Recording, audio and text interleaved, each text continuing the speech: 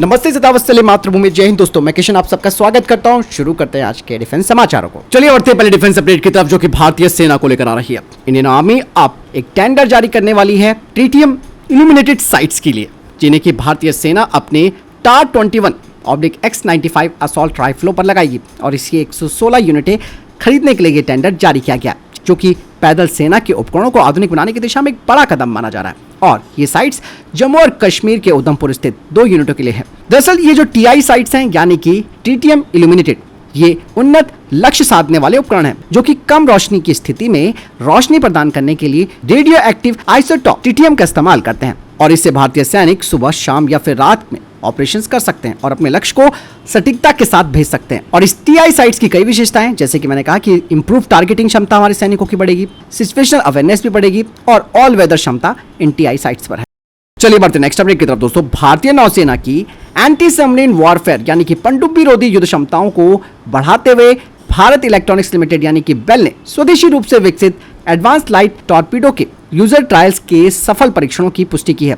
और यह अत्याधुनिक हथियार प्रणाली हमारी नौसेना के मौजूदा MK-46 टॉर्पीडो की जगह लेने के लिए तैयार है। और इस टॉर्पीडो को जहाजों, हेलीकॉप्टरों या फिर फिक्स्ड विंग विमानों से लॉन्च करने के लिए डिजाइन किया गया है। और ये एडवांस लाइट वेट टॉर्पीडो दुश्मनों की पनडुब्बियों का पता लगाने और उन्हें ट्रैक करने के लिए एडवांस सोनार टेक्नोलॉजी का इस्तेमाल करती है। और एक बार ये जब लक्ष्य को पहचान जाती है तो टॉर्पीडो उसके हमले के लिए ट्रेजेक्टरी को अनुकूलित करने के लिए अपने पूर्व निर्धारित मापदंडों के साथ फायर किया जाता है। पनडुब्बियों के चकमा देने वाले मैनूवर्स का मुकाबला करने के लिए एडवांस लाइट वेट टॉर्पीडो में हॉरिजॉन्टल और वर्टिकल कंट्रोल दोनों के लिए एक सोफिस्टिकेटेड गाइडेंस सिस्टम्स लगाया गया है। और इसकी कुछ खास विशेषताएं, जैसे कि इसकी हाई स्पीड है, इसके अलावा एडवांस अकॉस्टिक होमिंग मोड्स हैं और पनडुब्बियों के हल को भेजने के लिए इसमें डिजाइन किया गया एक शक्तिशाली वॉरहेड और एक विश्वसनीय सी वाटर एक्टिवेटेड बैटरी है।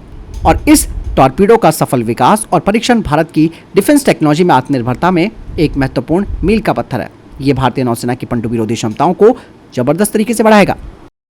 बढ़ते नेक्स्ट अपडेट की तरफ। सेंट्रल रिजर्व पुलिस फोर्स यानी कि CRPF की 2 K9 टीमें 10 जुलाई को पेरिस के लिए रवाना हुई, जो 26 जुलाई से 11 अगस्त तक होने वाले पेरिस ओलंपिक 2024 के विभिन्न स्थलों की सुरक्षा के लिए चुनी गई। आपको बता दें कि K9 में वास्ट और डेनबी दोनों बेल्जियम शेफर्ड मैलिनॉइस को शामिल किया गया। और CRPF की डॉग ब्रीडिंग और ट्रेनिंग स्कूल में आयोजित कठोर परीक्षणों से गुजरने के बाद नौकरी के लिए इन्हें चुना गया। बढ़ते नेक्स्ट अपडेट की तरफ दोस्तों। जम्मू कश्मीर के डोडा में एक महत्वपूर्ण घटनाक्रम में विलेज डिफेंस गार्ड्स ने आतंकवादियों के साथ 1 घंटे तक चली मुठभेड़ के बाद डासा क्षेत्र के प्रमुख स्थानों पर सफलतापूर्वक कब्जा किया। पुराने हथियारों से लैस होने के बावजूद विलेज डिफेंस गार्ड्स ने सेना के साथ मिलकर बहादुरी से लड़ाई की। बढ़ते नेक्स्ट अपडेट की तरफ दोस्तों। एक्स पिच ब्लैक 2024 के पहले हफ्ते के दौरान इंडियन एयरफोर्स के फ्लाई बॉयज ऑस्ट्रेलिया पहुंच चुके हैं।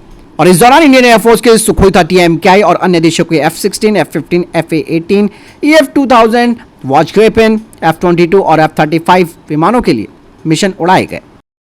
चलिए बढ़ते नेक्स्ट अपडेट की तरफ दोस्तों। कुछ लेटेस्ट रिपोर्ट्स आई हैं प्रोजेक्ट 75I को लेकर, जिसमें कि 6 नेक्स्ट जनरेशन सबमरीन्स को तैयार किया जाना है। अब कहा जा रहा है कि इन सबमरीन्स में कम से कम 6 स्वदेशी रूप से विकसित की गई सबमरीन लॉन्च क्रूज मिसाइल्स को इंटीग्रेट किया जाएगा, जिनका पहले से ही सफलतापूर्वक टेस्ट किया जा चुका है, वो भी कई बार। और इस टेस्ट को सबमरीन टॉर्पीडो ट्यूब से किया गया और इस दौरान इन मिसाइलों ने जबरदस्त रेंज हासिल की 500 किलोमीटर की। अब कहा जा रहा है कि नई SLCM पर भी काम किया जा रहा है, जिसकी एक्सटेंडेड रेंज 800 किलोमीटर होगी।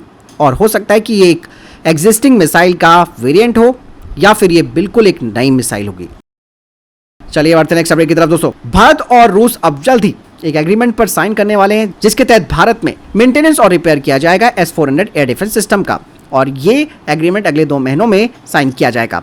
बता दें कि इस एग्रीमेंट को जॉइंट वेंचर्स के तहत तैयार किया जाएगा, जिसमें कि भारतीय कंपनी और रशियन कंपनी शामिल होंगी। और इस एग्रीमेंट के पहले फेज के दौरान जो फॉरेन पार्टनर है यानी कि रशिया, भारत को S-400 एयर डिफेंस सिस्टम की जो क्रूशियल टेक्निकल असिस्टेंस है वो मुहैया कराएगा भारतीय कंपनी को, ताकि भारत में इसके लिए एक इंफ्रास्ट्रक्चर तैयार हो सके S-400 का लोकल मेंटेनेंस के लिए। और एग्रीमेंट के सेकंड फेज के दौरान S-400 के पार्ट्स को तैयार करने के लिए ग्राउंड वर्क किया जाएगा, जो कि ट्रांसफर ऑफ टेक्नोलॉजी के माध्यम से किया जाएगा।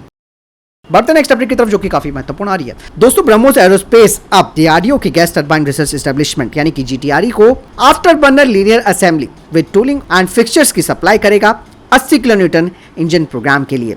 बता दें कि ये जो 80 किलोन्यूटन थ्रस्ट वाला इंजन है वो काफी हल्का होगा existing after burner Kaveri engine से, जो कि तेजस फाइटर जेट से बाद में टेस्ट भी किया जाएगा।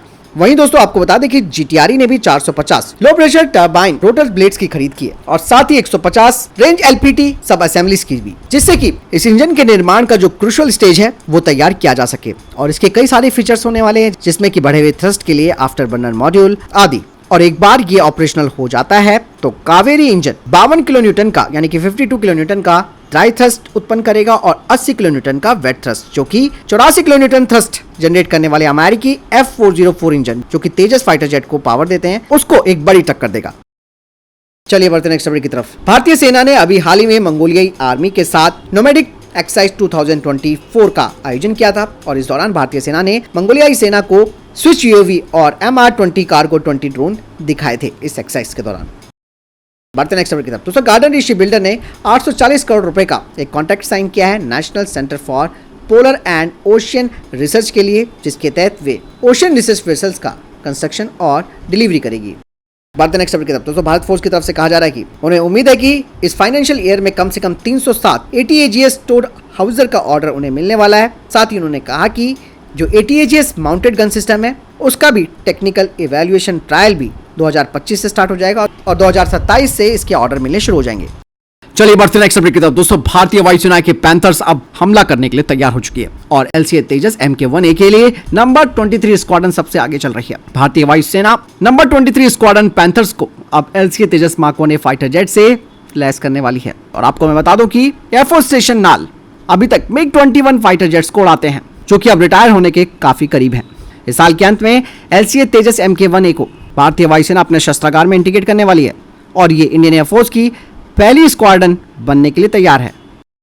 तो फिलहाल इधर के टॉप डिफेंस अपडेट। वीडियो के सामने कोई प्रश्न जवाब है, आपको कोई सवाल है, कमेंट सेक्शन में लिखकर जरूर पूछ सकते हैं। वीडियो को शेयर जरूर कीजिएगा, लाइक जरूर कीजिएगा। जय हिंद, वंदे मातरम।